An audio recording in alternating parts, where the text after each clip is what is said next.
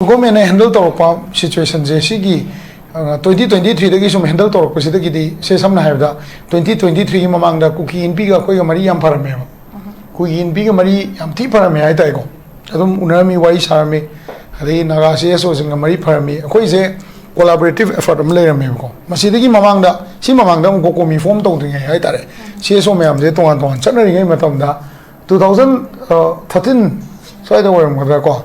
so da way do male ngasai Narendra Modi na hanba Prime Minister wa ko matam da ko hojikti elangmam Johnson do BJP dei to khram na mawon da hangadi do masama sa da hai dur ani hojikti yam se na ko elangmam Johnson na chief spokesperson wa ga mana kuki inpi ne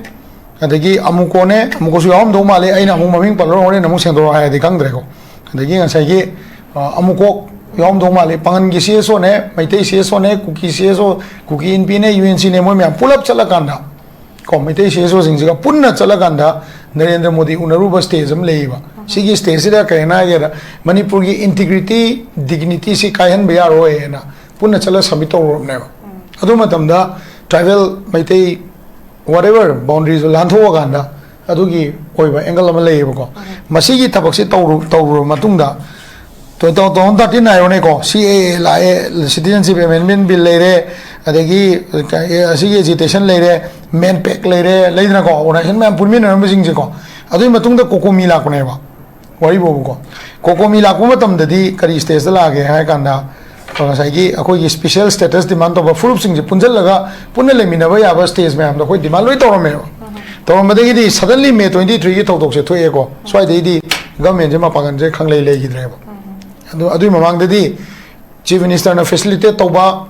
union ministry de chappa wari saba si stage by stage lo la ine ko chile re ngadagi si matungda matang misi mina se sina han manate akon manate ba hojik tholei ba ngarangan gi sina design amane ba design amane abdi sigi thodok se thokko matamda government si more than 60,000 armed forces Manipur police yaw da bida ko SIB yaw da bida ko adagi IB gi mi da leiba yaw da bida Assam Rifle gi intelligence team yaw da bida masai han le mo ga tane ko si yaw da bida BSF gi se to ane where le ngani intelligence gi ko mo yaw da bida ko is da leiba forcing je SSB ju le ko sida si su yaw da bida new forces there's more than 60,000 mo pusala kravne some of them may be outside matam du da ko si me am je leina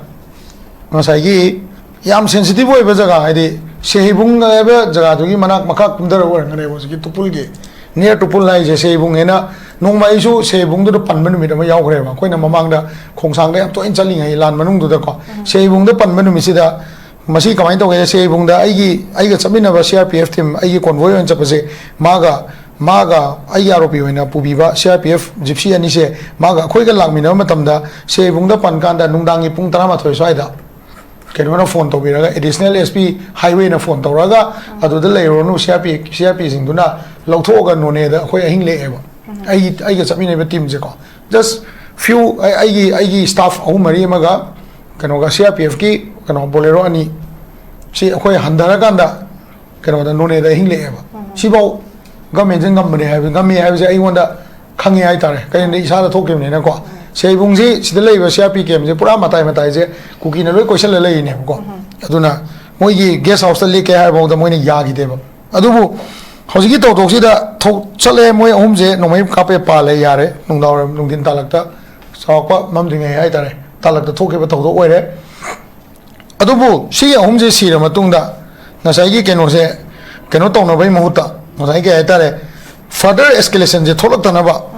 highway singida tuan ba community boundary nak leina ba si narrative se sagalakane je government gi intelligence team ja na deuna khangam gane ba se khangna highway da samna ha da se ti khulen dagina senapati gi karak adagi ngasai gi kano gi akhoi gi supermaina dagina kano bau gi karak then senapati dei kangpopi bau ka hengbung gi karak swai de ko adagi makhan gi swai matek si gi karak liangmai na ga le singje si mamang ga maninga kuki kamuna khundaba jaga sing da sugum escalation je tholakani je sakar ja hana khangam gudra ne khalle ba adu instead of protecting the highway and the villages belonging to different community ko adu mafam da magistral order me amama ai tare suddenly suma thobani na further escalation talk to naba curfew tam boy ama boy whatever sakana administrative procedure am to lokateba instead of that Assam Rifle suddenly they went to Chorchanpur ko aduga maduda leiba medical college ki naga angang sing lok thok panina adugi paudo phangna banina there is going to be something big which is going to happen today in Kallakanda mai magi nakna bada au ba phang phang ba phajan na gibneba poche ko CDR an boy ramroi aina ise ko aduga investigation da ju subsidies oi roi dra na khalle ai wakan ko maramdi thoi bau thok dok tu sequence to akoi na leijabdu ni ko adu tawrabani na sai kamai to geda suddenly government na phajan gre adu the escalate to ko timing sida ngasai gi ahan bada ahum do sirabani na moi gi wakanda nagana to on mane habagi narrative sima sagat na bai am kana honare maramdi even the Assam Rifles help them masi kamai na help to hi ganda taking out students from Chorchanpur is one example which the same step was taken in 2023 May 4, 5, 6, 7 May 10 bausi si manung da moina logi ba step to si neba si step si mak moina May 3 matungda May 4 May 5 May 6 May 7 May 10 soida or no male kan ose koi ge valte da attack to gi ko adu bo moi minister ma'am soida later mi ai ba ko instead of protecting the villages instead of announcing curfew should that side order tawdana kotana tawraga lebak se kanbiram gadaba miyam se khana lo moida bodo moina free hand dharaga asongi mi somon do posongi do somon do tawraga population je demographic situation je change tawna ba moina yamna 101% help tawi same thing has been done in Chorchanpur also sigi ngarani to so moi 7 da su tawe same case tawe si tawbani na praja gi miyeng da di kari lere another kind of method is going to happen between the Nagas and the Kuki Saban narratives, common people the Sakki Venema.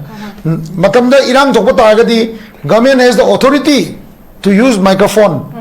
Yum the Chambiro, Kopiro, Adu Tobiro, Ada Tobiro, Topira, Anu, Kosmina, Laitabaduga, investigation, go mena, Taude Honori, Tauri, CSO Singdo, Koktoga, Moy convinced Tobi, so must step on the Taude. Suddenly, a boiling point, the Porokna 100 degrees, the Tamna Moyam, Kana Hone Aduna.